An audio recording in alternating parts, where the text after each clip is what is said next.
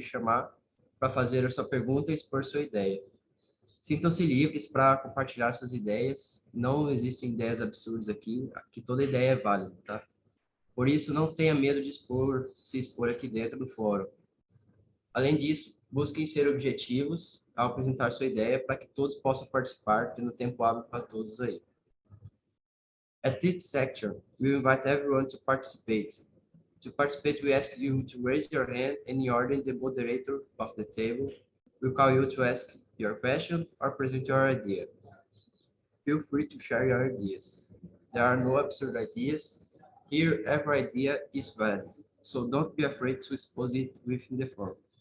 In addition, try to be objective when presenting your idea so that there is enough time for everyone to participate. Aqui vão algumas dicas para um melhor aproveitamento do fórum. Primeiro, busque um lugar confortável e silencioso para que possam focar suas atenções no debate.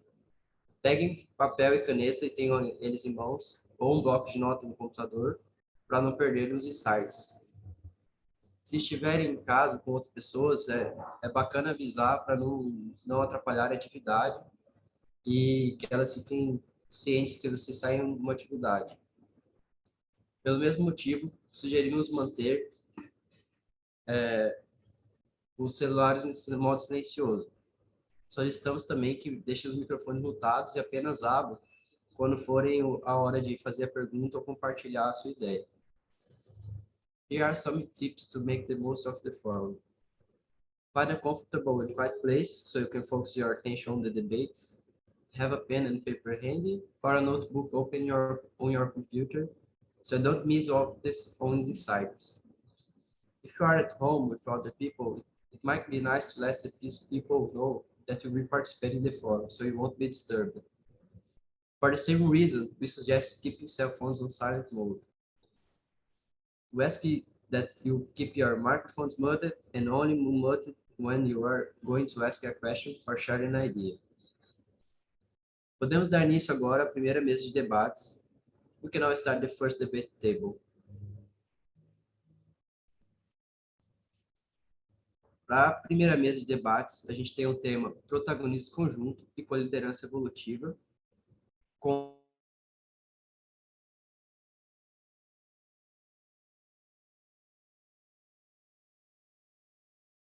empreendedora, lideróloga e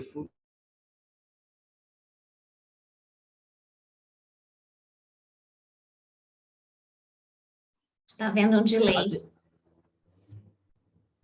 Adelino, administrador, mestre em economia, empresário,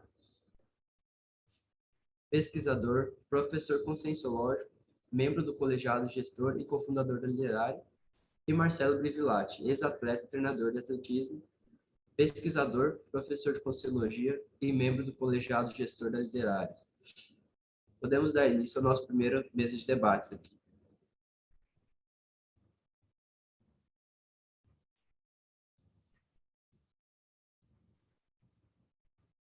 Bom dia a todos. Welcome to everyone. This is a great pleasure to be here with all of you. É um grande prazer estar aqui com todos vocês. Então, a gente tem a tradução simultânea, né? A gente vai estar fazendo a palestra aqui dessa conferência de abertura em português. E ela vai estar sendo traduzida. Para facilitar a transparência, a gente colocou em inglês. Então, fiquem à vontade para perguntar as dúvidas.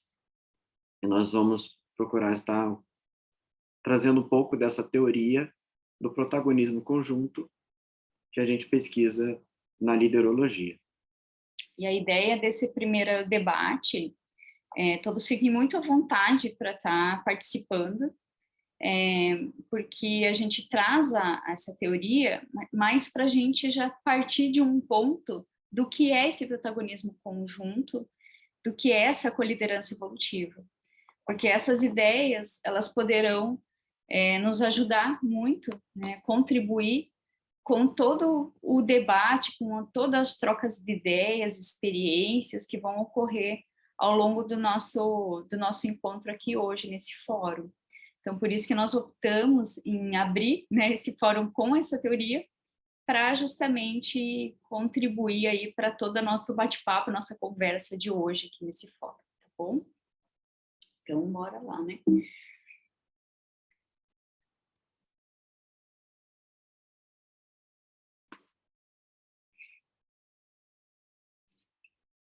Então, essa teoria que nós estamos propondo, né, enquanto pesquisadores, né, o Avelino, o Marcelo Brivilati, né, o Fábio e eu, a gente começou com base nos estudos da autoliderança evolutiva. E aí vocês vão observar que a gente colocou como se fosse um crescendo, né, que a pessoa começa nesse desenvolvimento da autoliderança evolutiva, e conforme ela vai avançando nesse processo, ela vai desenvolvendo, ela consegue atuar, né, enquanto uma liderança interassistencial, e conforme ela vai atuando dessa forma, ela arruma para um estilo de liderança, para um modo, né, de liderar e de estar em conjunto com outros líderes, que é o modo que a gente vai explicar bem melhor, que é o da coliderança evolutiva. Então, é um processo que ocorre, né, começando pela autoliderança evolutiva. Então, a gente vai explicar cada um deles, qual que é a lógica que tem por trás, e vocês fiquem à vontade para ver se faz sentido isso para vocês, se vocês têm outras ideias, outras experiências, enfim, fiquem bem à vontade nesse sentido, tá bom? Então, a autoliderança evolutiva tem como uma das suas bases, dos seus pilares, justamente a assunção da singularidade consciencial. A gente entende que sem a assunção da singularidade consciencial, a pessoa vai estar sempre em meia força. Ela não vai estar aplicando o seu pleno potencial evolutivo nas suas manifestações multidimensionais. Então, essa é a primeira etapa da condição da autoliderança evolutiva, que é a primeira coluna que a gente colocou nesse slide.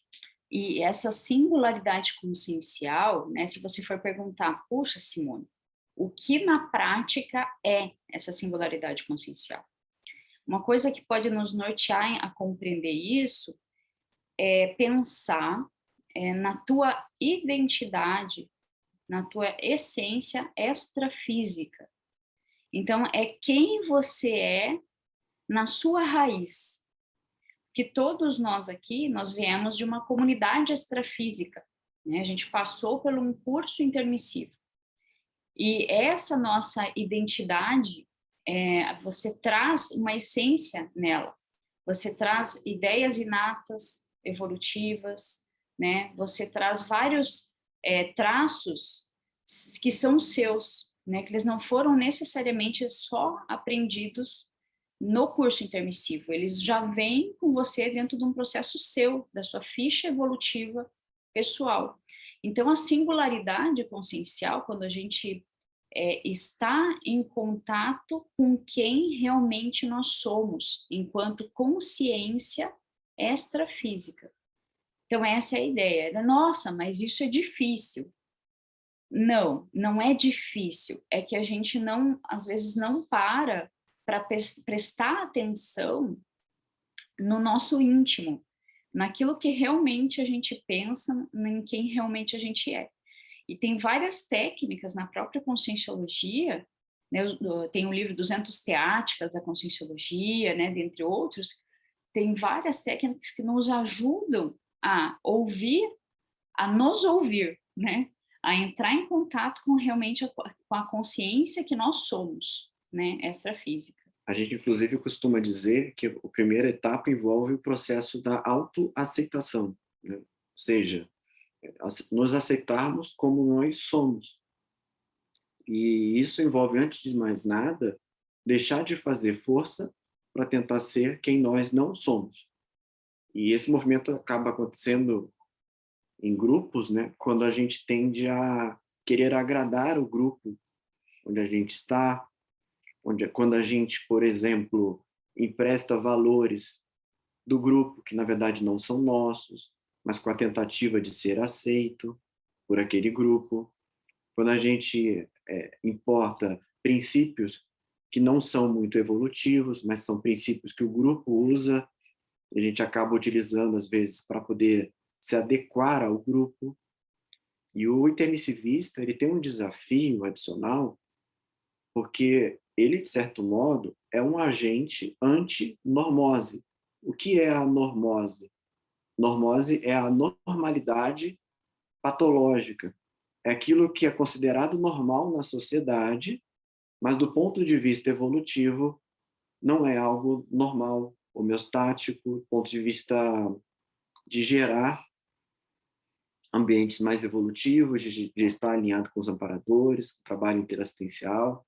Então, existem questões cotidianas que na sociedade são normalizadas, mas não são necessariamente positivas.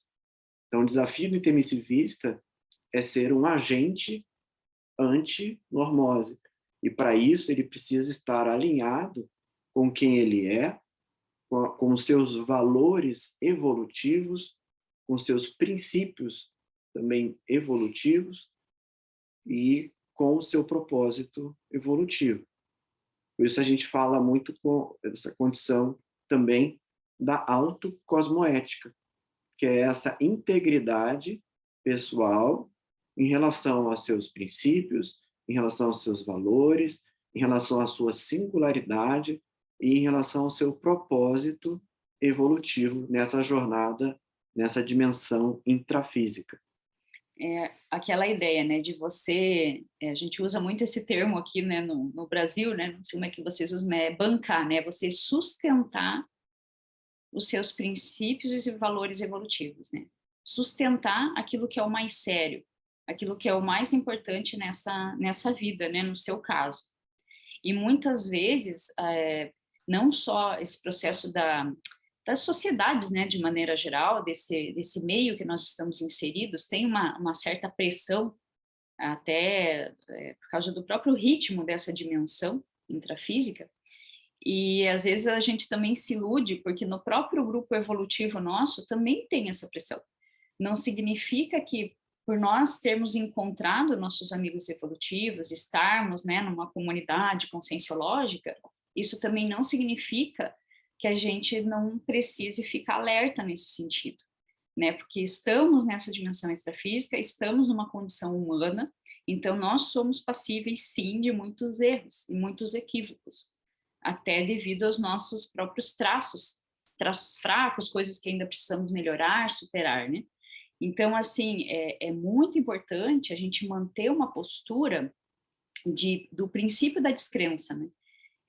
Isso é o que embasa toda a ciência a conscienciologia. Se a gente abre mão disso, a gente se perde, em termos, inclusive, da autocosmoética. Porque a autocosmoética, ela tem por base não só essa integridade, né, com seus valores e princípios, como também o questionamento, o autoquestionamento, a autocriticidade e a heterocriticidade, né, de você estar realmente mantendo a lucidez de discernimento nessa dimensão. Então, para você sustentar isso, sustentar uma autoliderança evolutiva, vai acontecer algumas vezes de a gente precisar sustentar o nosso posicionamento e ir, inclusive, fazer críticas ao próprio grupo de amigos evolutivos. E isso é super saudável, sadio, porque é isso que auxilia a gente a evoluir em grupo. Porque se a gente coloca numa condição de tudo estar normal, né, diz, não, vamos deixar assim, né, abafa, né, não causa conflito. O que acontece? A gente fica insubmível, né, o tempo todo. Essa questão da autocriticidade, dessa visão de conjunto, do discernimento, da lucidez, ela nos ajuda demais no processo evolutivo individual e grupal. Então, por isso que é muito séria essa questão da autoliderança evolutiva. Da transparência, né, dentro de um grupo, né?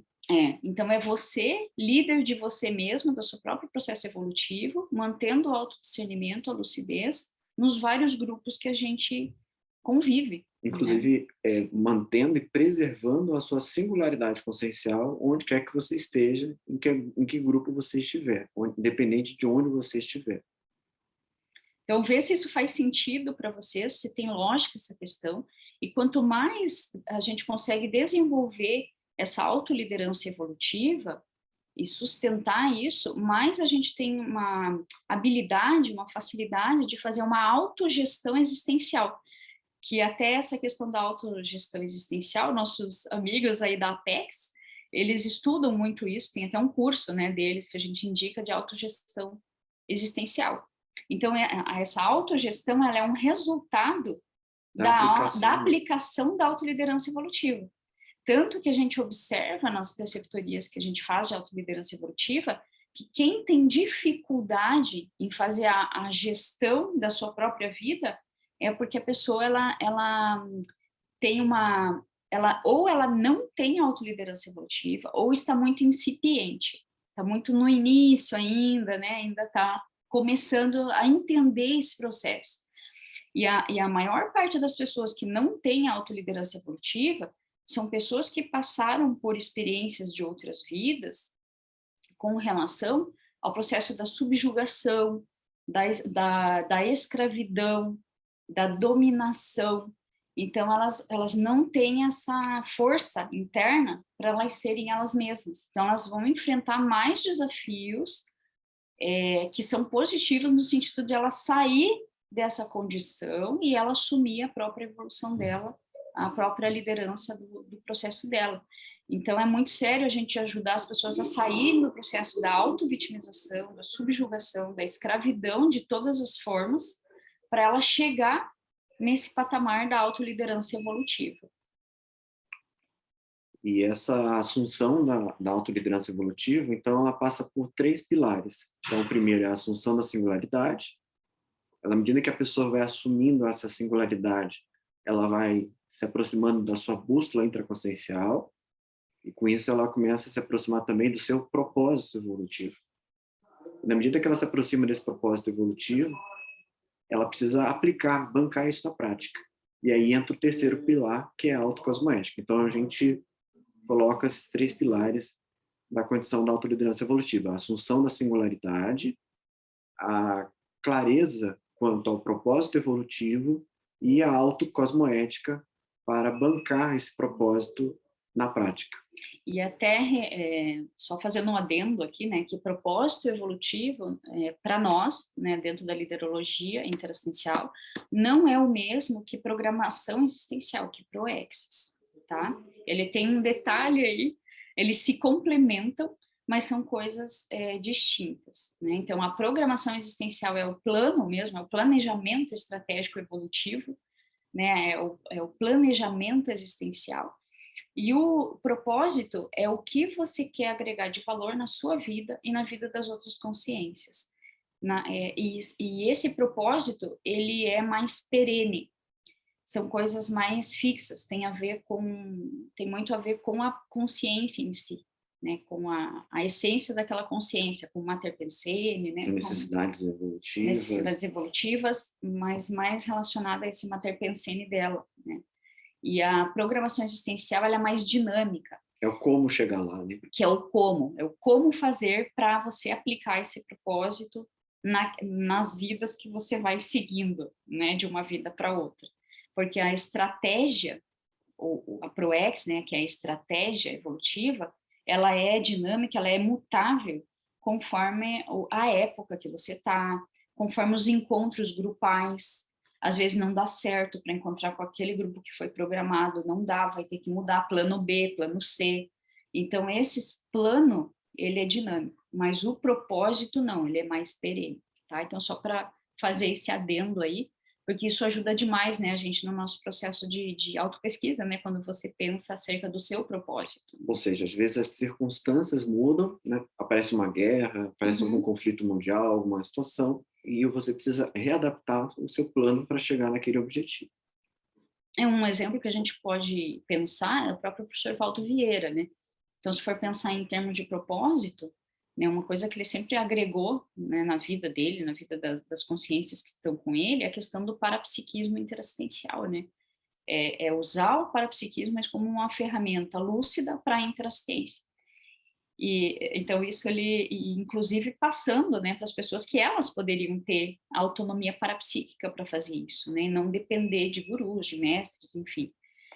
E como que ele fez isso? Qual que foi o plano? Né? Então, primeiramente, ele tentou via o nosso grupo de amigos aí, né, do pessoal do espiritismo. Então, era para ter sido por ali. Mas não deu, não teve como começar por ali. E aí, o plano B, né? Então, ele saiu desse grupo do espiritismo e seguiu com a ideia, né? Seguiu com a ideia, e ele seguindo com a ideia, ele chamou o pessoal dos intermissivistas, né, que é essa outra turma que estava vindo, para ajudar a implantar a conscienciologia nessa dimensão.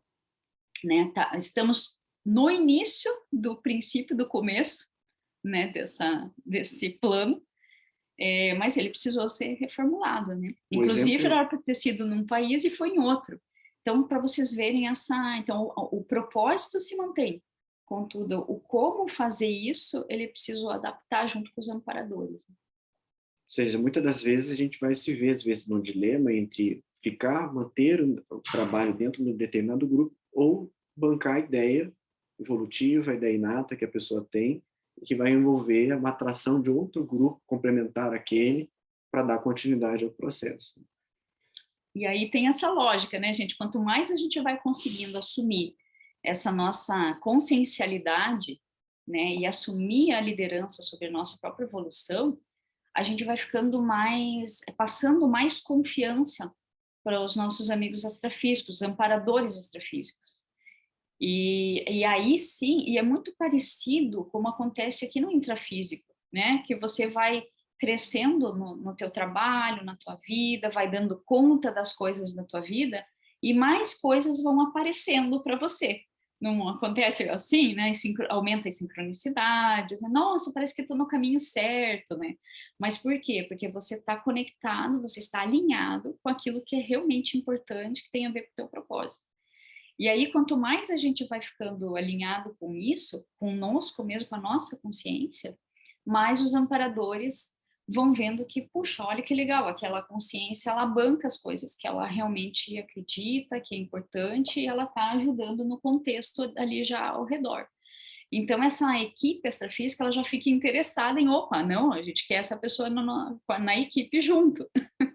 E aí a gente vai entrando no processo da liderança interassistencial. Nas teorias que o professor Valdo trouxe, ele falou muito da liderança interassistencial, mas após a questão da pré-intermissibilidade, né? Que essa vida é um treino para quando a gente voltar para o extrafísico, a gente ser um líder extrafísico e ajudar nos processos de resgate no extrafísico. Então, pegando essa ideia, a gente viu que tem uma lógica de um crescendo aí, né? Então, aqui no agora, já, multidimensionalmente, tudo que a gente faz nesse momento nosso agora vai nos capacitar, vai nos ajudar a exercer essa liderança interassistencial. Então, já estamos treinando para isso, né? Para esse processo. E ela é aplicada não só no extrafísico, mas é de modo multidimensional. Então, se você consegue já treinar isso aqui, aplicar no extrafísico quando a gente estiver no extrafísico, é tudo um crescendo. Então, você não vai deixar de ser esse líder interassistencial, pelo contrário. A tendência é você reverberar, reforçar ainda mais a tua singularidade consciencial, a tua originalidade, porque é isso que conecta com as consciências que você precisa conectar e assistir e resgatar, né? Inclusive outras lideranças, né, que a gente tem vínculo, é a sua singularidade que faz esse resgate, porque elas te reconhecem, né? Então não existe ninguém, outra consciência igual a outra. Então, é por isso que a gente se reconhece. E né? a reciclagem serve de exemplo para essas consciências. Então, elas veem em você o exemplo, né, de algo mais evolutivo, de uma reciclagem. Elas veem que é possível viver de uma outra forma. Então, assim, até a gente brinca, né, que quando as consciências elas vão fazer pressão em cima, né, vem assediar, né, na verdade é porque ela não sabe outra maneira de ver aquele contexto. E ela está reivindicando, ela está com uma reivindicação em cima de você, né? Então, esse lidar com essa situação, né, com esse convívio, né, com essas relações conscienciais, pode ser de uma outra maneira. E a gente se colocando nessa postura de um líder intraassistencial, isso facilita demais as coisas. E tem um processo muito sério da liderança intraassistencial, que é o seguinte: a gente é muito comum, com uma visão materialista, convencional, que a liderança é aquela pessoa que comanda, né, que comanda o processo, que lidera os liderados. E a gente tem uma outra hipótese dentro desse processo da liderança interassistencial, que quanto mais as consciências assumem a sua singularidade, menos necessidade elas têm de se comparar com outras consciências. E quanto menos necessidade de se comparar com os outros, elimina-se, né, vai reduzindo até o ponto de zerar a questão da competição. E aí, quando zera isso, a gente consegue realmente atuar ombro a ombro, não só com outras consciências, de maneira geral, quanto com outras equipes intrafísicas e extrafísicas. A assunção da singularidade consciencial, ela tem como um dos seus efeitos o aumento da pacificação íntima.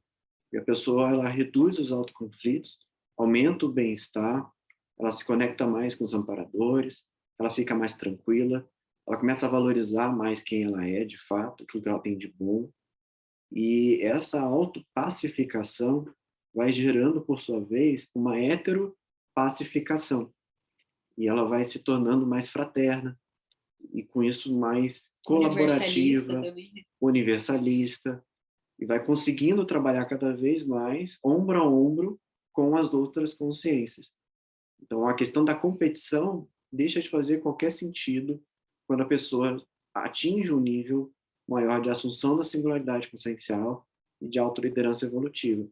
E é por isso que a gente fala que ela começa a caminhar para essa liderança interassistencial, porque ela já tem esse equilíbrio íntimo maior e ela já consegue ajudar os outros. E é nesse momento que ela começa, então, a ter um reforço da singularidade, porque aquilo que ela tem de bom começa a ser visto cada vez mais pelo grupo, então o próprio grupo começa a reforçar isso, a reconhecer isso naquela pessoa.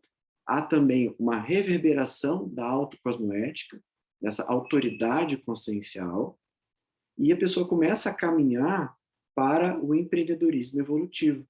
Ela começa a ser um agente de transformação nos ambientes onde ela está. Da mesma forma como existe uma empresa e ela gera uma transformação no seu entorno através de serviços, né, que ela gera para a comunidade, a pessoa, quando começa a alcançar o empreendedorismo evolutivo, ela começa a gerar uma transformação nos ambientes onde ela se encontra. Então, o que seria o empreendimento evolutivo? Por exemplo, uma instituição conscienciocêntrica é um exemplo de um empreendimento evolutivo, que ela gera uma série de serviços no entorno e ela ela promove, né, o processo evolutivo em todo aquele ambiente, né, onde ela está inserida. Ela ajuda a reurbanizar energeticamente os ambientes e ela incentiva a reciclagem consciencial das pessoas que estão envolvidas naquele processo, inclusive ao redor. Dá para pensar assim, a pessoa reverbera a partir, por exemplo, o pessoal que se empenha, né, os empreendedores evolutivos, não, vamos fundar, vamos fazer um movimento de uma instituição conscienciocêntrica. Esse processo e essa consolidação, essa materialização desse empreendimento evolutivo, ele vai reverberar não só ali naquele grupo, mas ao entorno. Outro exemplo, né, dentro do que o Fábio trouxe, uma empresa cosmoética, um negócio evolutivo, também, né, ele também vai reverberar, porque você instala ele num bairro e aquele negócio evolutivo, aquela empresa, ela pode transformar todo um bairro inteiro. E às vezes reverbera numa cidade inteira, e às vezes reverbera no estado, no país inteiro, todas as ações e tudo que ela promove. Então isso é bem interessante de a gente ver. Então, empreendedorismo evolutivo não é você com você. Não é isso. Ele já transcende. O você com você é a autoliderança evolutiva, é a gestão existencial, autogestão existencial. O empreendedorismo evolutivo, ele já é você num grupo e transformando as coisas ao redor. Mexendo mesmo, transformando, mobilizando pessoas. Então, a pessoa nunca está sozinha, ela sempre está em comitiva, né? Então, assim, é algo um pouco mais, e de modo horizontal, não tem aquela figura do líder liderado. Então, nesse pilar aí que a gente está trazendo, né, da liderança interassistencial, que é totalmente conectado com o empreendedorismo evolutivo, não é mais o módulo comando-controle, líder liderado, não é isso. É mais ombro a ombro a coisa. A pessoa, ela enxerga as outras pessoas com os trafores delas. Até porque é importante dizer que, na medida que as pessoas vão assumindo a autoliderança evolutiva, você vai tendo vários líderes de maneira simultânea.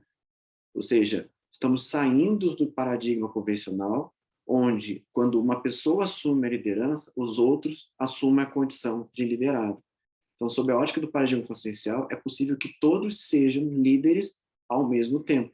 E com isso a gente consiga caminhar do binômio líder-liderado para o binômio líder-líder. E com isso a gente começa a caminhar também para a coliderança evolutiva, que é o terceiro pilar que a gente coloca ali. Um exemplo de coliderança evolutiva de nível avançado é o próprio colégio, né, dos serenões. A atuação dos serenões em parceria não se dá através de líder-liderado. É uma atuação líder-líder. Aí a gente pode dizer, nossa, mas isso está muito longe. Mas nós já podemos nos inspirar nesse modelo de funcionamento desde o nosso nível evolutivo atual. Da mesma forma como nós nos inspiramos no serenão, na questão do conscienciograma, nas reciclagens intraconscienciais. E é interessante que cada serenão, cada evoluciólogo, cada serenão, ele tem a sua singularidade. E quanto mais ele vai se aproximando desse ser serenão, né, mais singular fica. Ele mais fica ainda próximo da essência dele enquanto consciência. Então, isso é muito interessante, porque daí a gente pode concluir que a singularidade da consciência é o que aquele momento evolutivo precisa para ser transformado, para ser reurbanizado. Então, a sua singularidade é que vai contribuir na reurbanização do local onde você está multidimensionalmente. Falando de modo contrário, é importante pensar que quando a pessoa deixa de assumir a singularidade consciencial, isso é um prejuízo para ela e é um prejuízo também para todo o grupo onde ela está inserida. Então, isso é interessante de a gente refletir, pensar e vejam se isso faz sentido para vocês. E aí, o que a gente traz, né? Então, o modelo, né? As consciências que já têm habilidade prática em atuar com esse estilo de liderança, que é mais ombro a ombro, é mais um protagonismo conjunto, elas lideram juntas. É como se fosse um time, aquele time dos sonhos, né? Da NBA, por exemplo. Da NBA lá, né? Que tinha o time dos sonhos. É como se fosse, pegando, né? Uma simplificação, né? Lógico, né? Mas é só para a gente ter uma ideia, mais ou menos, né? Porque quando o pessoal estava junto, todos eram ali, gente, não tinha uma estrela. Todos colocavam o seu melhor a favor do melhor para os outros. E todos estavam em seu pleno potencial. Todos assumindo o seu pleno potencial. Em alto nível. Alto nível. E eles só se olhavam, não precisava combinar, chegar. Não, só se olhava, já sabia o que precisava ser feito. Então, né? Era uma equipe de alta performance e que se comunicava de maneira... Não precisava nem falar. Nem falar. Então, imaginem isso agora, trazendo o paradigma consciencial e o foco ser o processo da reurbanização e da interassistência. É muito interessante. Então, a gente pensa assim, a gente pode muito se inspirar, colocar com inspiração essa ideia e a gente ir treinando agora, não aqui agora já multidimensional, para isso, para chegar nisso. Então, manter como foco o evoluciólogo, o serenão, e a gente ir se treinando, e se colocando em desafios maiores, para a gente sair daquela visão, da monovisão, daquela visão curta das coisas, da nossa vida, da nossa existência, do nosso propósito, e para ampliar essa visão, a gente precisa se dar uma, sabe, se colocar em condições de desafio, se desafiar, ser ousado evolutivamente. Puxa, eu não sei fazer isso, aprende, nós podemos aprender qualquer coisa. Agora, antes de mais nada, ter a coragem para ser você mesmo. Essa é a primeira grande etapa. Começa por aí, para daí a gente poder passar por essas outras fases que são possíveis. Depende da gente mesmo, do nosso esforço, da nossa ousadia, da nossa coragem. E a gente pensa assim, para treinar isso hoje, como é que a gente pode fazer? Uma coisa mais próxima da gente é a liderança compartilhada, que tem o livro, né, da pesquisadora Marlene, com as ideias que o professor Valdo trouxe. Então, liderança compartilhada é o quê? A partir de agora, a gente poder, por exemplo, nesse fórum, o quanto que a gente já pode compartilhar de ideias, soluções, o quanto que a gente pode trabalhar em conjunto, por mais que cada um esteja no seu país aí, né, na sua localidade, mas a gente pode sim ser um hub interassistencial de intermissivistas que se apoiam, que se ajudam, que trocam ideias, que vão até onde está o outro lá sozinho, faz uma ação em conjunto. Então, isso tudo pode ser feito no aqui agora já multidimensional. E já é um treino para liderança interassistencial rumo a essa coliderança evolutiva. Então, a liderança compartilhada, ela tem como seu marco de início, pela nossa pesquisa, justamente a liderança interassistencial. Na medida que a pessoa começa a liderança interassistencial, ela começa essa liderança compartilhada e ela vai caminhando cada vez mais no processo da coliderança evolutiva. Mas repare que sem autoliderança não se faz nada lá para frente.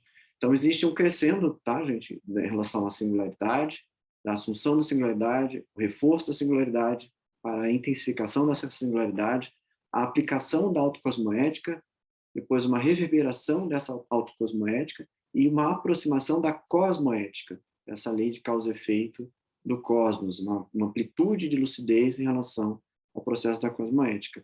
E na questão do autoempreendedorismo, né, a pessoa vai caminhando para o empreendedorismo evolutivo e depois ela atinge esse ápice do empreendedorismo evolutivo. Mas em todas essas escalas, nesses níveis, ela está sempre atuando na condição de mini-peça interassistencial. Se ela assumir a questão da autoliderança evolutiva. Senão, gente, não tem como ser mini-peça interassistencial se você ainda está no processo da autovitimização. Não tem como. Ou a pessoa lidera a própria vida, o processo evolutivo dela, e realmente contribui ao entorno dela, ou ela vai ficar no processo da dramatização, da autovitimização, da subjugação, e aí realmente não tem como ser mini-peça nesse contexto. Então, passamos, né, de modo geral, aí esses pilares, né, dentro da teoria que a gente trouxe, e aí é o que a gente definiu até agora, tá, gente? É uma verdade relativa de ponta, e a gente convida, inclusive, vocês, enquanto pesquisadores, para contribuir aí com essa teoria, né? Então, o que seria a coliderança evolutiva? É essa liderança universalista, guiada pelo protagonismo conjunto entre equipins e equipex, onde cada membro assume a sua singularidade consciencial de maneira plena e doa o seu melhor em favor de todos, em prol do maximecanismo da reurbanização interassistencial. Então é isso, pessoal, essa que é a ideia que a gente quis trazer para vocês, né? A gente trouxe uma comparação aí dos efeitos também, né, para ajudar a ampliar as ideias. Então, rapidamente, então, quais são os pilares da coliderança evolutiva? É justamente essa atuação ombro a ombro entre equipins e equipex. Então, aí muito importante a questão do autoparapsiquismo lúcido, o desenvolvimento do autoparapsiquismo para que você possa atuar ombro a ombro, inclusive, com os amparadores. Qual o efeito disso? Uma expansão da cosmovisão. O outro pilar da coliderança evolutiva é essa assunção plena da singularidade consciencial por todos os membros daquela equipe. Então, é um ambiente que incentiva a todos a assumirem essa singularidade, e com isso o efeito é a máxima aplicação dos megatrafores do grupo. E quando há essa doação do seu melhor em prol do favor, em prol do melhor para todos, ocorre a condição do protagonismo conjunto, que é também um dos efeitos da coliderança evolutiva. Então, coliderança evolutiva é praticamente um sinônimo de protagonismo conjunto. Então, vamos colocar aqui na telinha aí, chamar o Brivilátio e o Adelino aí para ajudar a complementar, né? A gente trouxe a teoria como um todo, né? Eles vão trazer as experiências deles aí também. E, gente, tá aberto aí para a gente discutir sobre isso, né? O que vocês pensam? Você já tinha pensado a respeito disso? A hipótese, se fez sentido? E aí a gente vai conversando. Bom dia, boa tarde a todos. Essa questão aí desse mini peça interassistencial é uma complementação, né, depois de todo esse aprofundamento do Fábio e da Simone, que eu estava aqui refletindo, é essa importância do nosso posicionamento e principalmente o posicionamento autocosmoético, né? Essa autenticidade de nós assumirmos a nossa condição de pesquisadores, né, de conscienciólogos, e analisar qual vai ser a nossa escolha, ou qual vai ser o nosso caminho enquanto líderes, né, líderes na condição de trabalhar junto com outros líderes. Nesse contexto de polarização que nós vivemos, né, tanto no Brasil como também aí na Europa, com essa guerra que está acontecendo, cada vez mais se torna importante, né, nós olharmos nessa autogestão qual é o nosso princípio de integridade, de valores, e como que nós podemos contribuir para justamente termos essa reverberação cosmoética como o Fábio e a Simone trouxeram, né? Então, eu tenho me esforçado cada vez mais em analisar o contexto e entender o contexto em que nós estamos inseridos, para dentro desse contexto determinar ou definir as escolhas pessoais e as escolhas junto com o grupo, fazendo as autorreciclagens necessárias, e daí sim tendo um posicionamento cada vez mais em direção a essa visão maior, né, de abrir mão de alguns aspectos para ter essa visão de conjunto. Marcelo, você que é da Europa aí, o que você contribui aí dessa visão europeia aí? Então, Adelino, dentro dessa questão, né, o que eu percebo é que começa pela autoliderança evolutiva, né? Autoliderança evolutiva, liderança interassistencial e coliderança evolutiva. Mas não existe o processo de hierarquia, porque é na condição do empreendedorismo evolutivo. Então, cada consciência, cada um de nós tomando isso como um princípio e um valor evolutivo, vai estar contribuindo de uma forma maior para todo o grupo.